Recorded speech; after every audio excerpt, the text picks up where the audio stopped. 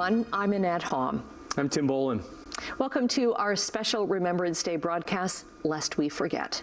So we are once again live at the Canadian Warplane Heritage Museum in Mount Hope. For the next hour, we will bring you live and uninterrupted coverage of the Remembrance Day ceremony happening here. You're going to be hearing from community leaders, members of the Warplane Heritage Museum, and from those who've served. As always, the biggest question on people's minds at this time is, will the Lancaster be flying today? And this year, the answer is yes. Vera returns for the flyover of the Canadian Warplane Heritage Museum at 11 o'clock. The Lancaster flight team for today is comprised of pilot Leon Evans and co-pilot Chris Rakiel. She'll be accompanied by the B-25 Mitchell with pilot Mark Bailey and co-pilot Liam Pearson. And for those taking in Remembrance Day ceremonies around the region, you may see and hear the Lancaster and the B-25 Mitchell flying over your ceremony today as well. This year, the pair will fly over and honor other ceremonies that take place from Burlington to Brantford to Simcoe to Caledonia. And then they head towards Niagara, flying over Grimsby and St. Catharines before finishing up over Dunnville and Cayuga. On this Remembrance Day, the Canadian Warplane Heritage Museum welcomes Brigadier General Ryan Deming as the keynote speaker. He is Director General of Canada's Air and Space Readiness and was raised in nearby Simcoe. Well, currently, the Brigadier General's job is to make sure that the Royal Canadian Air Force has the equipment, training, and personnel needed to deliver on operations both home but also around the world at the request of the Government of Canada. Once again, we will be joined by the Redeemer University Concert Choir. They will sing in Flanders Field. The Meadowlands Salvation Army Band will be playing during the ceremony as well. But more importantly, veterans, both young and old, and their families and members from our first responders and the public are gathering here. When this ceremony started, 70 people were in attendance. Today, there is seating for more than 2,000 people. The museum is once again anticipating a capacity crowd. Canadian Warplane Heritage Museum, it hosts the largest Remembrance Day ceremony outside of the nation's capital in Ottawa. And everyone at this morning's ceremony has a special reason for being here and for watching at home.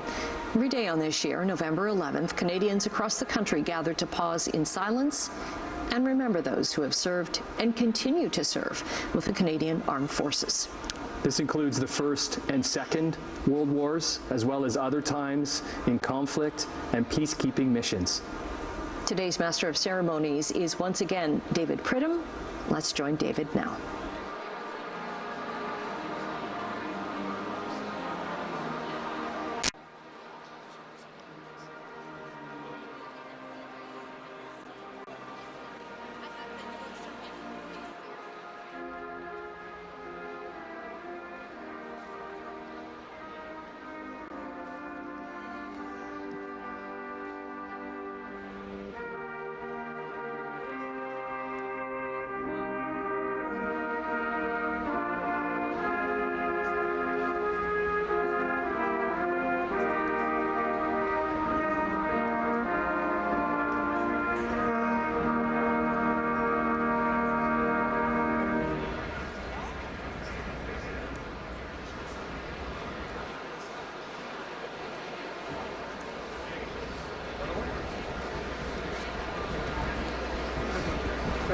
Ladies and gentlemen, boys and girls, good morning.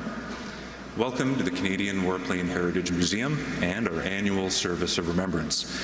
My name is Dave Pridham, and I have the honor to act as your Master of Ceremonies today, along with our Chaplain, Reverend Douglas Mitchell, who will lead us in the formal service of remembrance. Thank you all for coming. It's wonderful to have you here for this special day. Before we go any further, I'd just like to remind everyone to please mute or turn off any electronic devices you may be carrying. We are here today to remember, but I think we can all agree that if you receive a message in the next hour, we will never forget.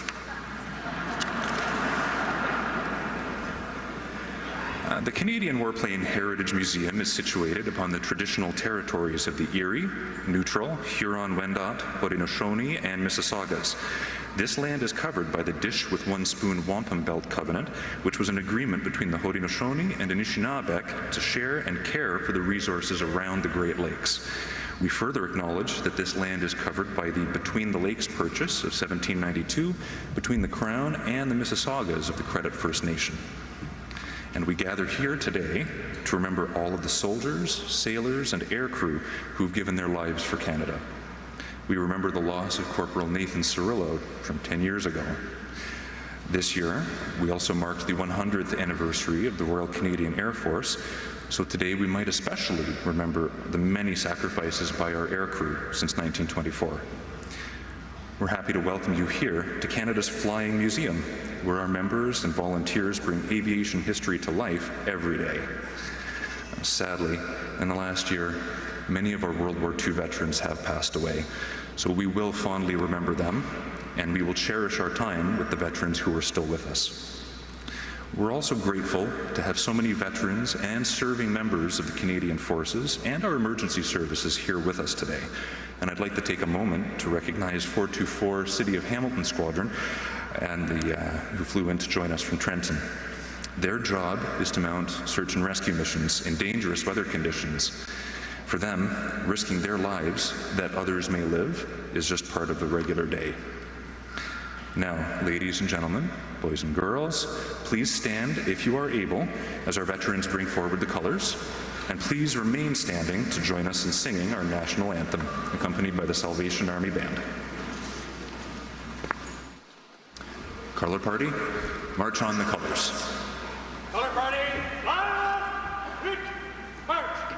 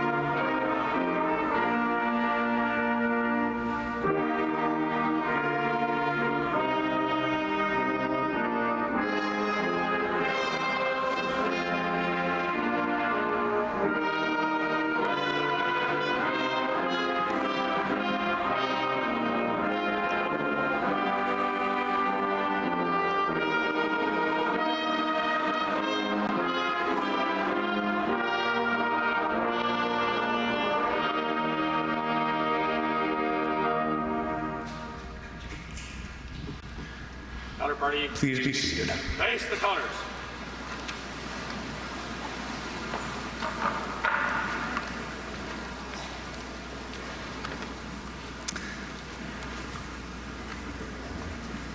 Next, I'd like to welcome the chairman of Canadian Warplane Heritage, Dave Rohrer, to make some welcoming remarks.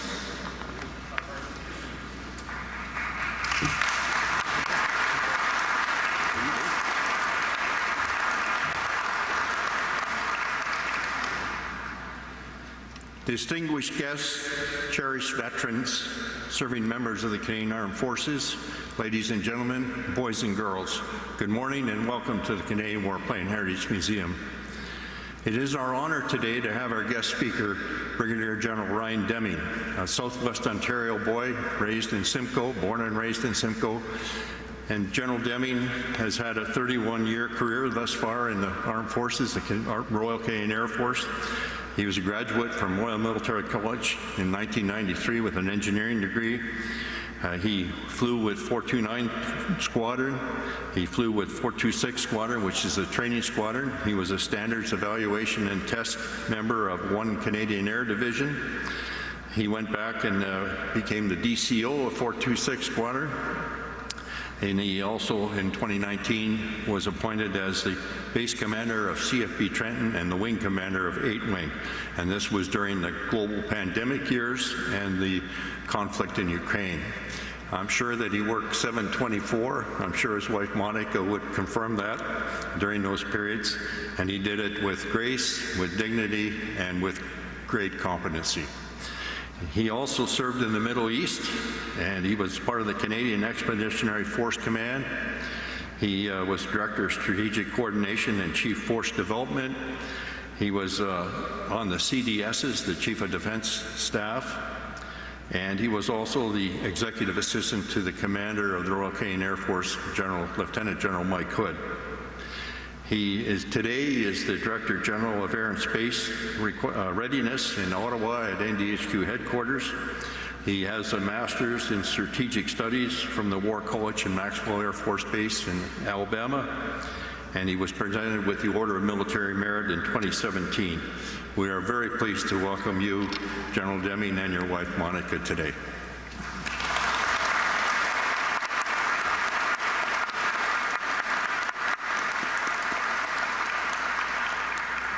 Generations of Canadians have served our country in the free world in times of war, conflict, and peace. Through their duty, their service, and their sacrifice, these men and women have helped to protect and maintain the freedom and peace we enjoy today and help to foster that same peace and freedom elsewhere in the world. Each November 11th at the 11th hour, Canadians pause in a moment of silent remembrance for the men and women who have served our country in military service. We honor those who have served in the First World War, the Second World War, Afghanistan, the Korean War, on the home front, and numerous other military missions and tasks elsewhere on the globe. More than 2.3 million Canadians have served in our military, and over 118,000 have given their life in service to our country. They gave their lives and their future so that we may have a future of freedom and peace. Historical records tell us about the size and strength of the armed forces, the various military equipment and machinery, the arsenals employed, the military campaigns and battles fought, the tactics and the strategies utilized, and the outcomes of these campaigns. While this factual information is extremely important to those engaged in the profession of arms, one cannot fully appreciate the demands of military service without recognizing the human face of war and conflict. The tragic loss of life, the physical hardships, the extreme living conditions, the intense training, demanding operational pressures, and the significant psychological, mental, and spiritual stresses that can affect our soldiers, sailors, and airmen. The first major battle for Canadians in the First World War I occurred at Ypres, Belgium, on April 22, 1915. Although the enemy launched over 150 tons of chlorine gas, killing 1/3 of the Canadian troops in the first 48 hours, the Canadian troops fought hard and held their position, and in so doing established themselves as a formidable Allied fighting force. During the Second World War, Canadians again fought valiantly on battlefronts around the world and in Europe. 1 million men and women enlisted in the Army, Navy, and Air Force. 80 years ago, 14,000 Canadian troops landed on Juno Beach and helped establish an Allied beach warhead and fought a battle-hardened enemy through Northwest Europe, overcoming heavy resistance and leading to an Allied victory in Europe on May 8, 1945. As this theater of war ended, 47,000 had paid the ultimate price in their service to our country, while millions more at home in Canada served our country by working in the factories and the fields to provide the manufacturing materials and support for the war effort, as well as the food needed not only to support the armed forces, but also to feed the general population of England, where the home front had become the new front line. Yet the hard-fought victory of the World War II did not last long, and Canadian military was again mobilized 5 years later, and in support of a United Nations mission that was formed to defend South Korea against the threat of invasion from communist North Korea. Over 27,000 Canadians served in the Korean War, and on a per capita basis, Canada suffered higher casualties and injuries and fatalities than most of the other nations that participated in that mission.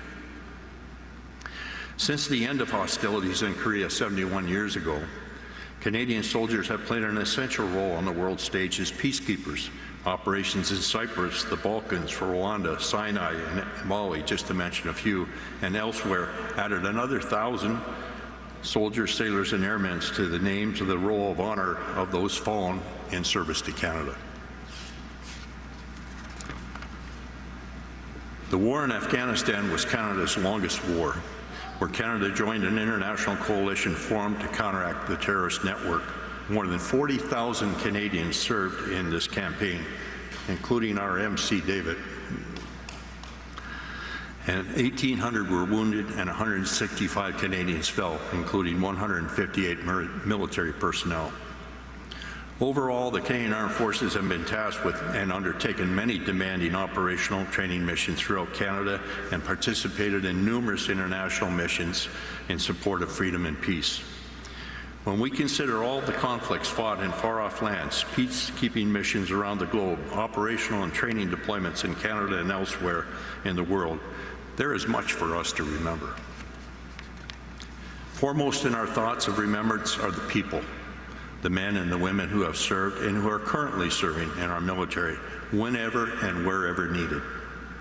Often placed in very difficult and demanding situations at great risk to their own personal safety, yet serving with distinction, bringing honor to themselves, to our military, and to our country. Today, we may often take for granted our freedom, our way of life, our good fortune and privilege to live and participate in all the various aspects of a free and democratic nation. As such, we are truly blessed to call Canada home. And we would do well to remember, especially in light of the current world events, that our Canadian veterans and current military members know and realize that without freedom, there can be no enduring peace. And without peace, there can be no enduring freedom.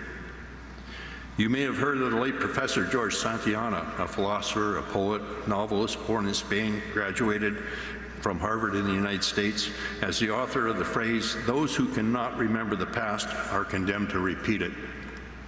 With this in mind, let us not forget the duty, the service, and the sacrifice of all those who have served and all those who are currently serving in our nation's military, as we seek a future not yet realized, when, in the words of the prophet Micah, swords will be turned into plowshares, spears into pruning hooks. Nation shall not lift up against nation, neither shall they learn war anymore. Today, it is our duty, it is our privilege to remember and to honor all those men and women who have served and who are currently serving in our nation's military. Thanks to their commitment to duty, to service, to sacrifice above self, we enjoy a freedom and a peace that might otherwise have been lost to unfettered and unopposed forces of oppression. We will remember them.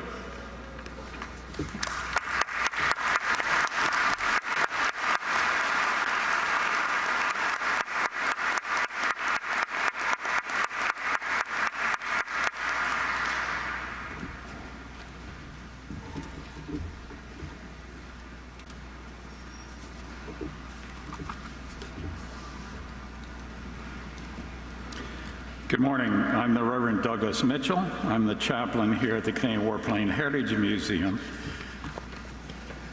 Let's hear these words from the book of Psalms. O Lord, you have searched me and known me. You know when I sit down and when I rise up. You discern my thoughts from far away.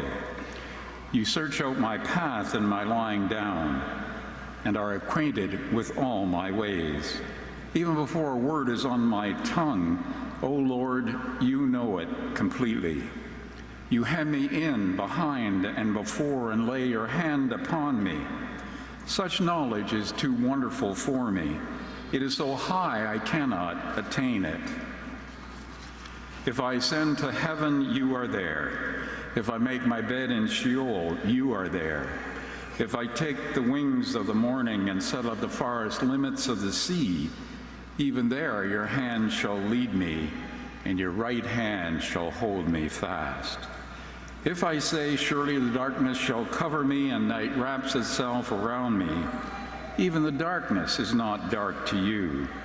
The night is as bright as the day, for darkness is as light to you. For it was you who formed my inward parts. You knit me together in my mother's womb. I praise you, for I am fearfully and wonderfully made.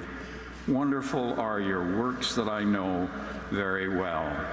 My frame was not hidden from you when I was being made in secret, intricately woven in the depths of the earth. Your eyes beheld my unformed substance. In your book were written all the days that were formed for me, when none of them as yet existed. How weighty to me are your thoughts, O God, how vast is the sum of them. I tried to count them. They are more than the sand. I come to the end. I'm still with you. Let us pray. As we come into your presence on this day of remembrance, God, who's known by many names, we celebrate the 100th anniversary of the Royal Canadian Air Force and the 85th anniversary of the British Commonwealth Air Training Plan. Remember all those great men and women who served the RCAF and gave their lives to protect the freedom we enjoy today. Let us never forget their sacrifice. We also remember the life of a longtime member of the Canadian Warplane Heritage Museum, Squadron Leader George Stewart, DFC. We give thanks for George's life and leadership. We also remember Ron Cruz, AME, who played a major role in restoring our Lancaster Vera, and who says his DNA is in her. Also, we mark a sad anniversary this year, the 10th anniversary of Corporal Nathan Cirillo of the Argyll and Sutherland Highlanders, who was killed while on duty at the National War Memorial. We live in a changing world today, one where there is great instability with the war in the Middle East and in the Ukraine. Let us never forget the lessons learned from 2 world wars and other wars and police actions around the world. We now remember those members of the RCAF who have a connection to Hamilton and to the Canadian Warplane Heritage Museum. Captain Jennifer Casey, Public Relations Officer of the Snowbirds. Private Mark Anthony Graham, who was killed in Operation Medusa during the NATO mission in Afghanistan. We remember that Remembrance Day began at the 11th hour, the 11th day of the 11th month, 1918, ending the sacrifices made by our veterans. We especially remember those aging veterans from World War II who are with us today as living reminder of the sacrifices made for our freedoms, along with the veterans of the Korean War, the Vietnam War, the Gulf War, Somalia, Bosnia, the Iraq War, and Afghanistan, as well as many UN peacekeeping missions that have resulted in the loss of life and injuries to the members of the Canadian Armed Forces who were called to serve in various police action. We remember the members of 424 City of Hamilton Squadron who have lost their lives performing a rescue operation. We also remember the firefighters and police officers who have given their lives in service to their communities. All these lives lost and numerous lives changed by war, and we know closer to the peace that we seek. So we ask you, O God, who's known by many names, to remind us that we must strive harder as we seek to bring peace to this world of yours and ours.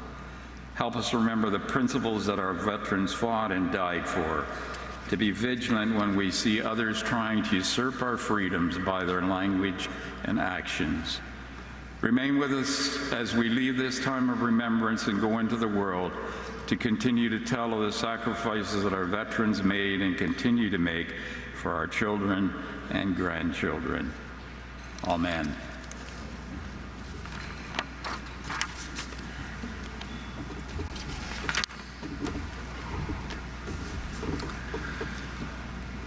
The Redeemer University Choir, conducted by Dr. Roger Bergs, will now perform the song In Flanders Fields.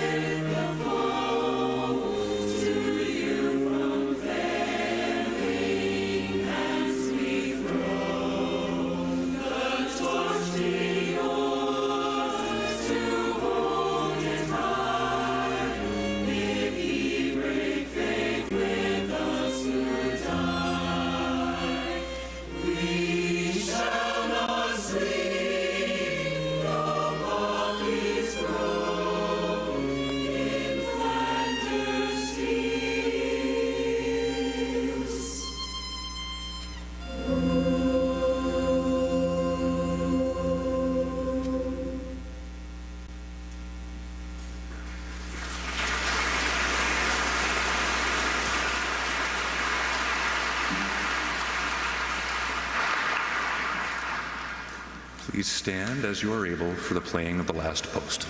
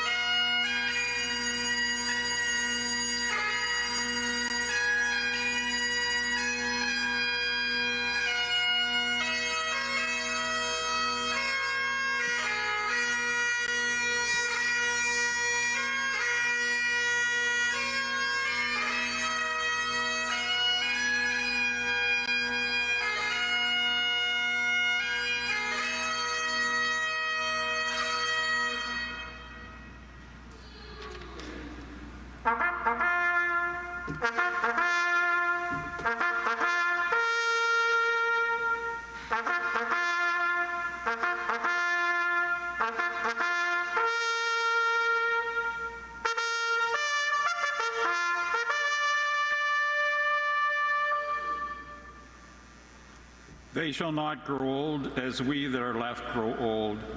Age shall not weary them, nor the years condemn. At the going down of the sun and in the morning, we will remember them. We will remember them. Please be seated.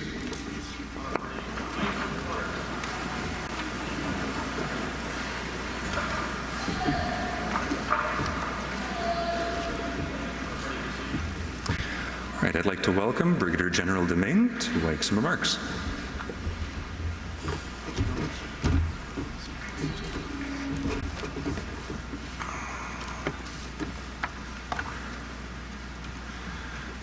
Ladies and gentlemen, distinguished guests, veterans, serving members, family and friends.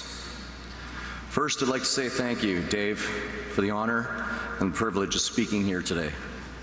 I can't think of a more fitting venue in which to reflect and remember. And to everyone gathered here, thank you for taking the time to put aside your busy schedule to do something that we should be doing more often.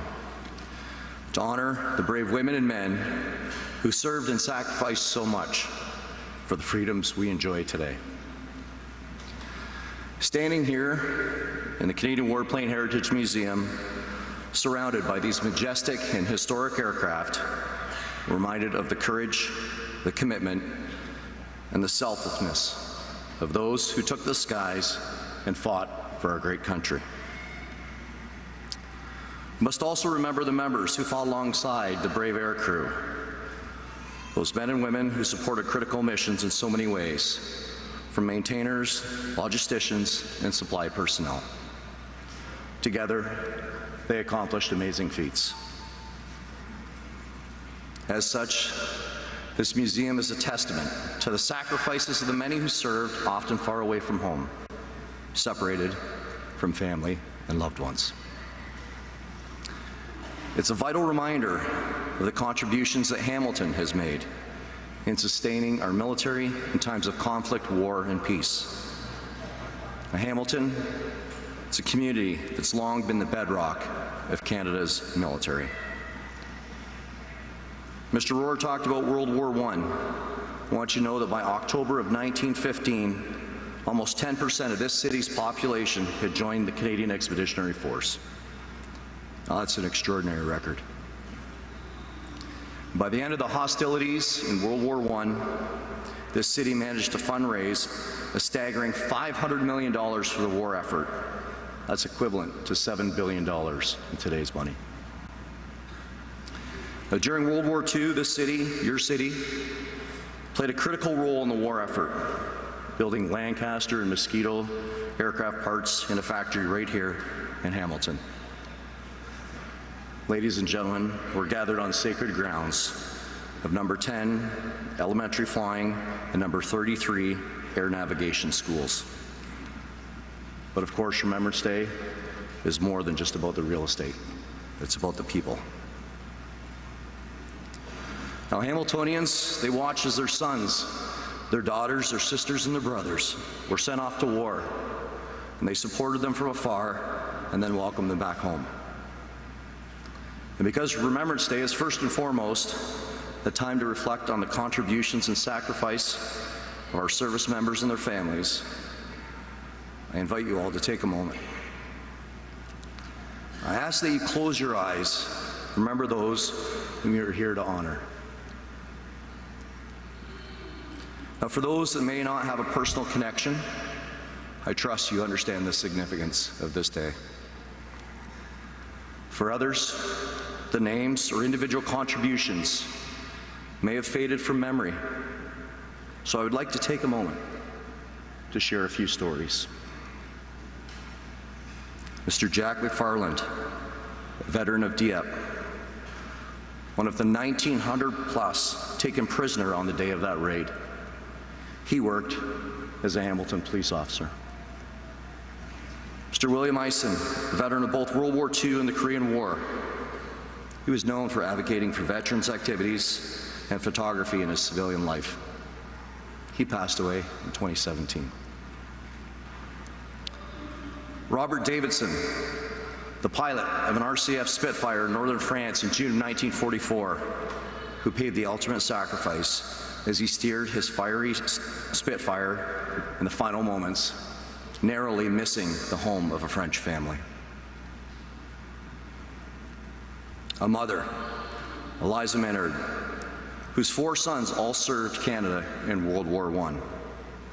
3 of her sons, George, James, and Jack, were killed in northern France between 1917 and September of 1918. Her 4th son, Albert, made it home after the Great War, only to die in a quarry accident in September of 1920 in Brampton. So until her own death, on this day, she wore a necklace with 3 silver crosses honoring her sons that gave the ultimate sacrifice. And of course, you've heard it many times today, Corporal Nathan Cirillo, a proud member of Hamilton's own Argyll and Sutherland Highlanders, who was tragically killed on October 27, 2014, while standing guard at the National War Memorial in Ottawa. He left behind his family, including his 5-year-old son at the time, Marcus. Now, ladies and gentlemen, these are but a few of the names of Hamilton veterans who've answered the call. We should all feel proud and grateful of the service and their contributions. As an officer in the Royal Canadian Air Force, State carries a deep personal meaning for me. It's time when we in uniform remember those brothers and sisters we've served alongside, the many who are still here and the others that we have lost. Today is a time when we also reflect on the legacy we inherited from those who came before us, like my grandfather, John Francis Deming, who served in World War II. We remember the torch that we as service members committed to carry forward. The women and men who serve today honor the legacy every day, in and out of uniform. We come from communities across this great country to serve and protect the freedoms and the quality of life that we so often take for granted. Now, our service members often put duty above all else. Whether it's leaving their family for a routine 2-week mission, only to find out 7 days into that mission, it's going to be 6 months. Or embarking on a 6-month deployment, hoping to return home for the birth of their child, or to hold the hand of an ailing family member in their final days. Now, these are the same people that on their day of rest and relaxation during a deployment in Afghanistan volunteered their time to help build schools so that young Afghan women had a chance to succeed. Now, while much of the public attention is on our international engagements, I would tell you that our members do so much more to support Canadians right here at home. Contributions that often get overlooked. Whether it's assisting the government response to the pandemic, evacuating Canadians from natural disasters, or conducting challenging search and rescue missions from coast to coast to coast, including the City of Hamilton's own 424 Squadron out of Trenton, Ontario. They are here to answer the call.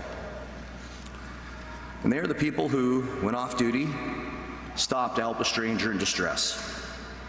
Or after finishing a long physical day, go home and shovel the sidewalk or cut the grass of their elderly neighbors. They do this because it's the right thing to do. Now, I can attest, ladies and gentlemen, that our servicemen and women don't perform these acts for recognition or praise.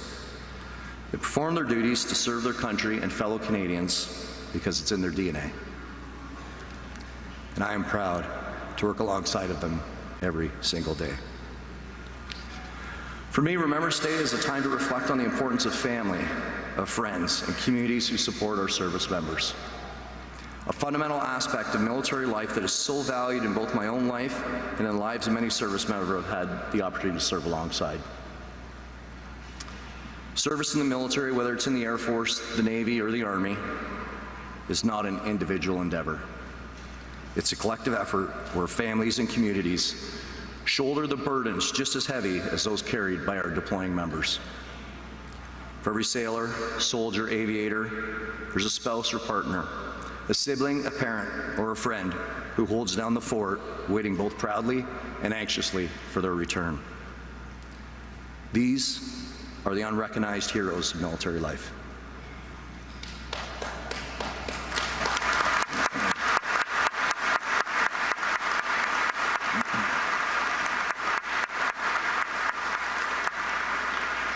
They are the loved ones who endure long separation, who face the fear of the unknown, and in too many cases have had to bear the sorrow of loss. This indescribable loss felt by those who never saw their loved ones return from war is often carried by families for generations, some who are in this audience today. So as we honor the fallen, I ask that we also honor those who continue to bear the weight of that loss. They too are a part of the commitment of this legacy of service. So when deployed, we leave behind more than just our homes. We leave behind our families, the people who are our support and our safe space. If I look at my own experience, I can't help but think about the countless phone calls and emails from home that encouraged me and reminded me of how much I was supported. The moments when during long deployments, the knowledge that my family and friends had me in their thoughts and prayers helped me focus on the mission. We rely on our families. We rely on our communities for strength. While they don't wear the uniform, the role is no less important. That's why today, as we remember those who made the ultimate sacrifice, I want to acknowledge our families and our communities who also gave so much. Now, the support that comes from communities across Canada, however small those communities are, or how much visibility they may gain nationally, it's invaluable. It strengthens us, it sustains us, and it reminds us that we're never alone in our service. So thank you. As we remember the past, we must also focus on the future. The peace and freedom that we enjoy today is fragile. It was bought at great cost. Most of us woke up this morning after sleeping in a safe environment and went about our morning routine without thinking about water or electricity needed to assist us in that process. And despite the high cost of groceries, many were able to have a breakfast before gathering today. I don't need to remind you that this is not the case around the world. We're living in a time of unprecedented uncertainty. The global impacts of state-on-state conflict and violent extremist organizations continue to threaten our freedoms and quality of life. This, combined with the disastrous impacts of climate change, are making it more and more difficult for people to cope and to survive. But as I stand here with you today, I want to reassure you that your military is taking the necessary steps to be prepared to answer whatever call may come next, whether that's at home or around the world. The spirit of Hamilton is rooted in resilience. That same spirit is reflected in those who serve and their families. That strength, that commitment to service, help to make the world a better place so that our children and future generations can be proud to call this country home. Now, I began this morning by talking about Hamilton's legacy of military service and support for our members. Now, I encourage all of you to continue your efforts in the community, supporting veteran services, advocating for their needs, reducing the stigma of mental health challenges, and fostering a culture of respect, inclusivity, and gratitude, or quite simply, lending an ear. And by doing so, we will ensure that the sacrifices of our young women and men are meaningful and that they're felt and valued long after their service is ended. So as you leave here today, I have what I believe is a simple ask. Please thank a veteran. Thank them for their commitment. their sacrifice for the many freedoms that we take for granted. So if you have the time and you really want to meet some exceptional people, ask them why they chose to serve instead of what they did. Many are either too humble or too scarred to talk about what they did. As we wear our poppies and observe a moment of silence, let us remember not only those who fell in battle, but also those who stood strong at home. Their sacrifices are woven into the fabric of our nation, and they deserve the deepest respect. I want to thank each and every one of you again for being here today and showing you remember. I can't think of a more fitting environment, surrounded by visual reminders of courage and sacrifice in the air and on the ground, and by service members, their families, and our communities. Your presence here today is a reminder that remembrance is not a solitary act, but a collective one. Together, we honor the brave souls who served, and together, we pledge to keep their memory alive. Ladies and gentlemen, let us leave here with a renewed commitment of support to our military, to honor our veterans, and to stand with the families and communities who gave so much. We will remember them. Thank you.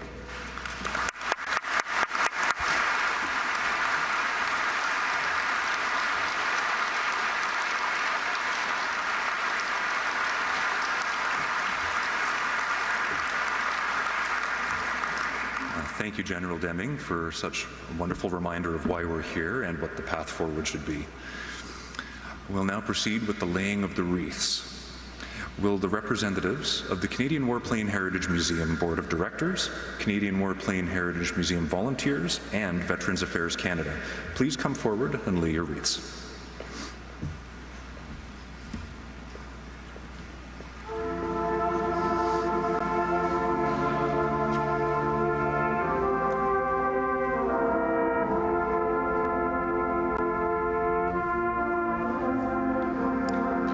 Representatives of the Government of Canada, Province of Ontario, City of Hamilton, and John C. Munro Hamilton International Airport, please come forward and lay your wreaths.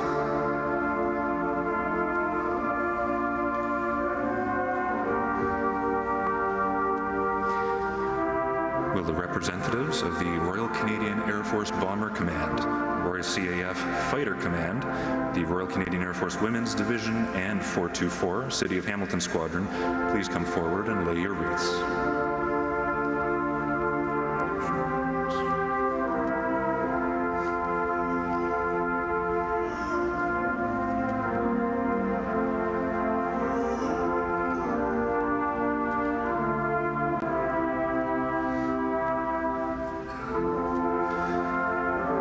Representatives of the Canadian Armed Forces, the Canadian Forces Recruiting Centre, the Canadian Corps of Commissionaires, and the Canada Border Service Agency, please come forward and lay your wreaths.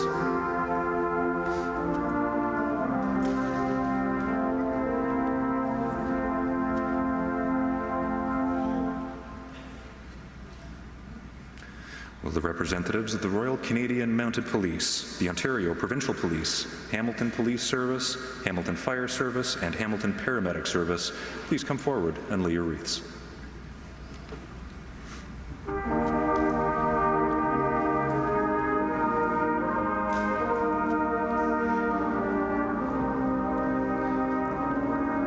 Will the representatives of the United Nations Peacekeepers, the 447 Wing RCIF Association, the Veterans of Norway, and the Royal Canadian Air Cadets 779 Squadron, and the Korean War Veterans Association please come forward and lay your wreaths?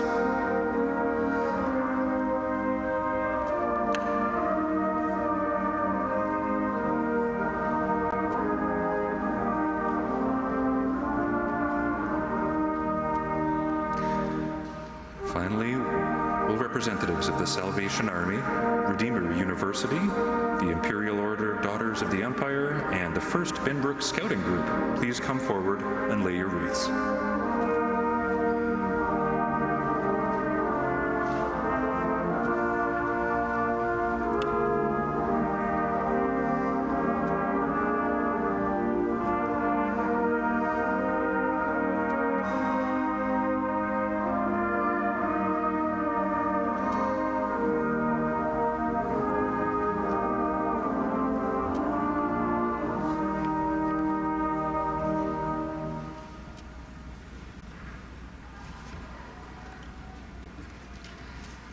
Thank you.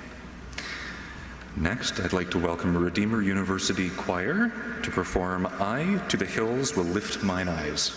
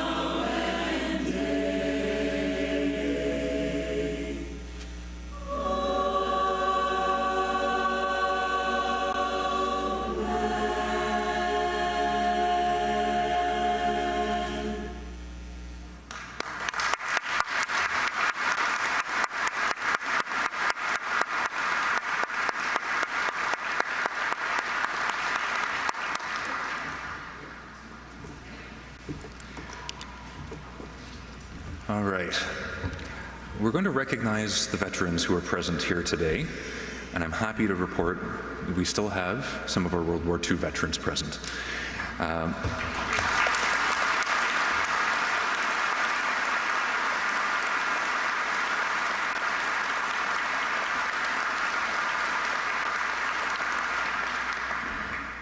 Let me start by mentioning Malcolm Andrade. Malcolm, if you're able, can you or one of your party stand up? Malcolm is 97 years old.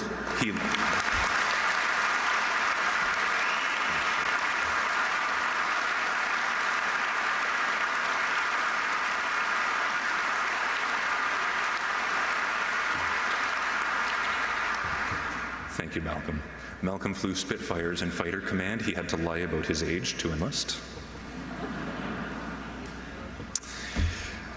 Next, I'd like to mention Mary Thompson. Mary, could you or one of your family stand up?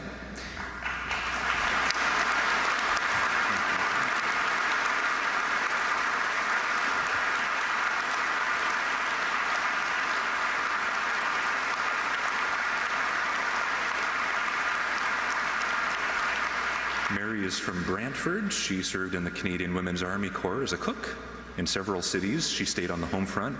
Mary's 100 years old and still lives independently.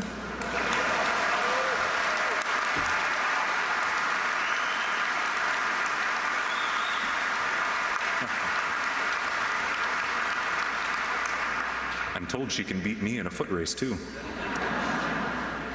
Sylvia Morgan. Is Sylvia here? Yes. Can Sylvia or one of her guests stand up, please?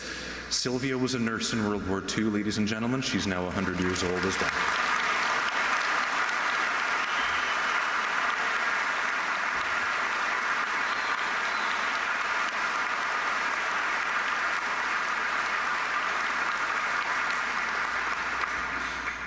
Speaking of people who are faster than me, Walter Decker.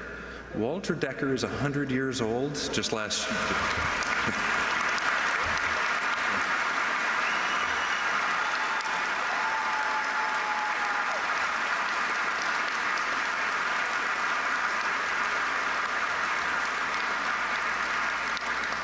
Walter served in the Royal Canadian Navy in World War II. Just last year, he climbed the CN Tower stairs for charity.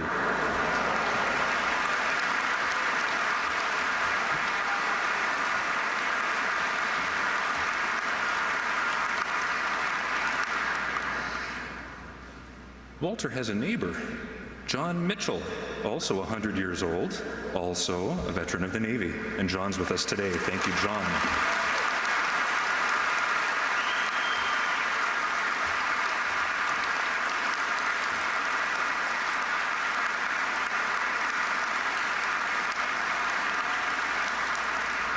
John Mitchell was a stoker's mechanic, first class in the Navy. He served in the North Sea, Burma, and India, and he can't tell us all of the missions he did over in Burma. Thank you, John. Next, Randy Harrison. Randy, I know you're here. Can you stand up for us? Thank you. Randy Harrison, ladies and gentlemen.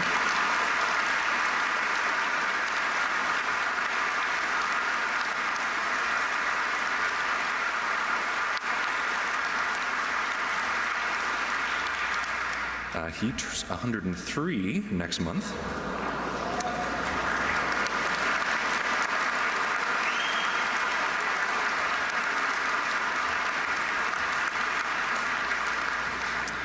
Randy served in 518 Squadron during the war. He was a wireless air gunner, weather reconnaissance, anti-submarine patrols, 10 to 12 hours at a time in a Halifax over the water. That's what Randy did.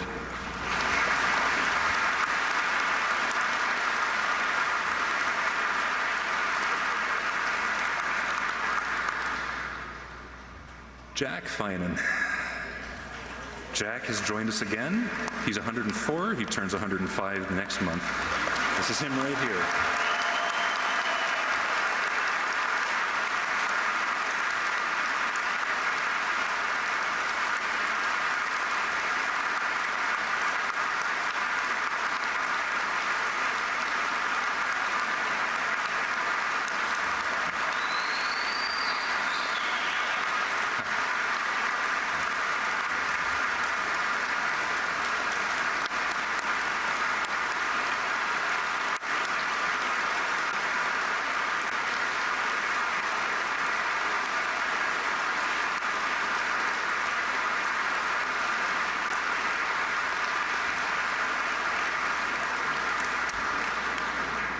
Jack flew Lancasters. That's our oldest living Lancaster pilot joining us. Yeah, that's right. He actually flew our aircraft, our Lancaster, before it was decommissioned, and then before we fixed it. So that's Jack Finan.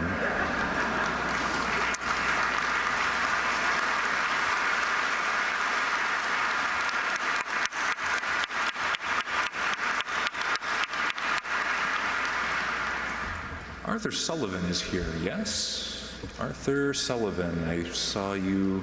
Can you or one of your guests stand? There you are. Arthur Sullivan.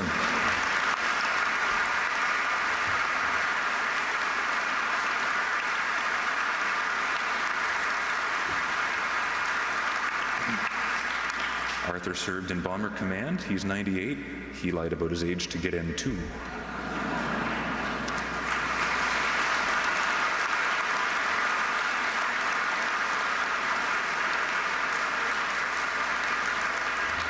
And Doug Iverson. Doug was a signaller with the Royal Hamilton Light Infantry. Right there, ladies and gentlemen.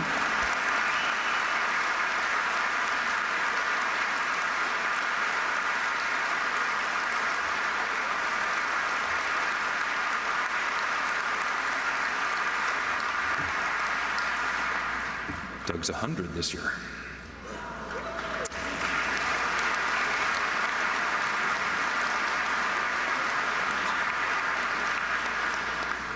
I'd also like to mention Ron Zabrock. Ron, can you stand up for us?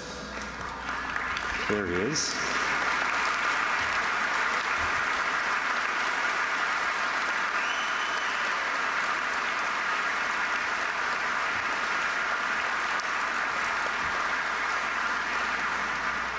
Ron, you know, I forgot to ask how old he was. No, he's 100 years old. I did ask you.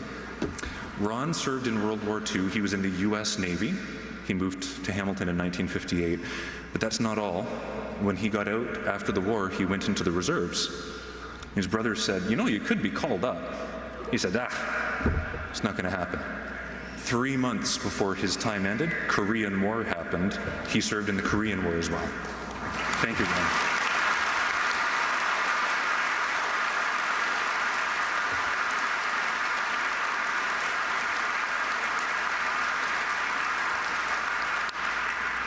Speaking of the Korean War, there are 2 more veterans I'd like to single out. Retired Chief Warrant Officers Herbert Johnson and Glenn Miller. Could you stand for us?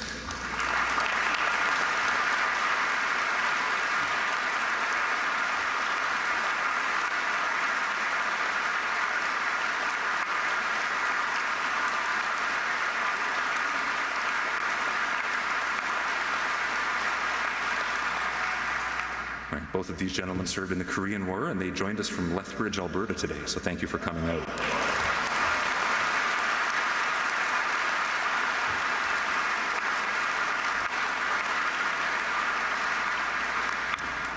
Are there any other World War II or Korean War veterans here that I haven't acknowledged? Please stand if you are here so we can recognize you. Okay. Then I'd like to call on all other veterans of the Merchant Marine, United Nations peacekeeping missions, those who've served or are currently serving in NORAD, NATO, members of the Canadian Forces, regular or reserve veterans of operations in the Persian Gulf, Afghanistan, Syria, Iraq. Please stand so we can recognize you.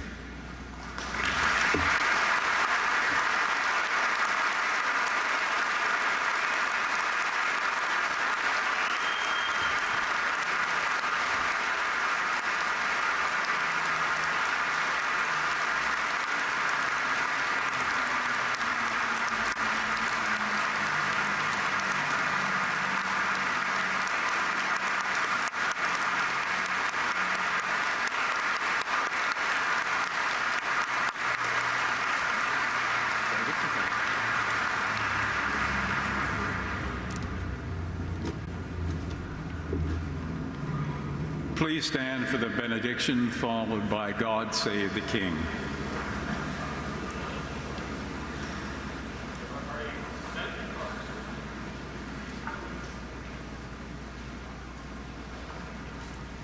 As we leave this time of remembrance, let us go into the world to spread the message of love and peace to all those we meet.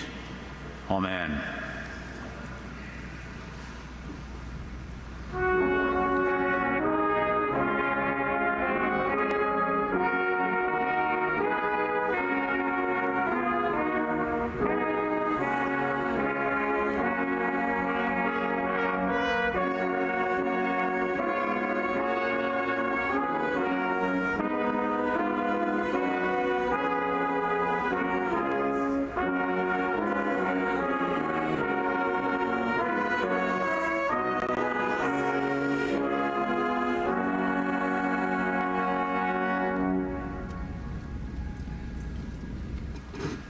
Color party, march off the colors. Color party, 1 step forward, march. Right, turn. 5 left, quick, march.